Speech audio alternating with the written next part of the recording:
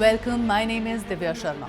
We focus on a controversy that is not just financial but foundational.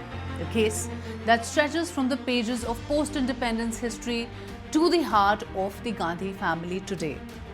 The National Herald case is back in the headlines, and this time it threatens to become more than just a legal tangle.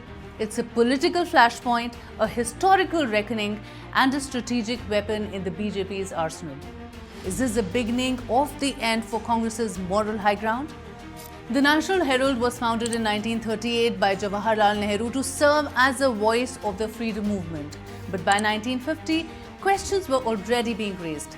In a set of now public letters, Sardar Vallabhbhai Patel, India's Iron Man, warned Nehru of suspicious donations, questionable donors, and government contracts being exchanged for newspaper favors. He flagged a 75,000 rupee donation tied to Himalayan Airways, a company controversially awarded a government contract.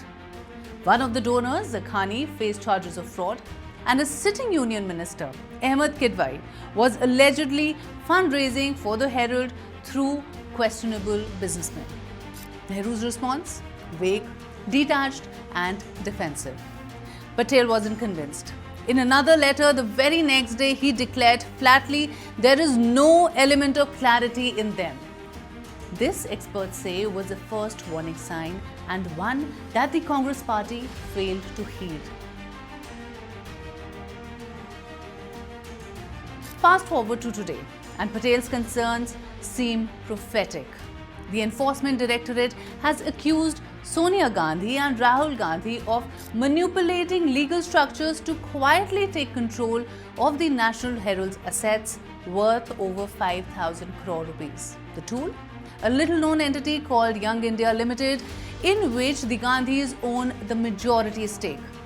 The BJP calls it a textbook scam, public money turned into private wealth using political power as the fulcrum.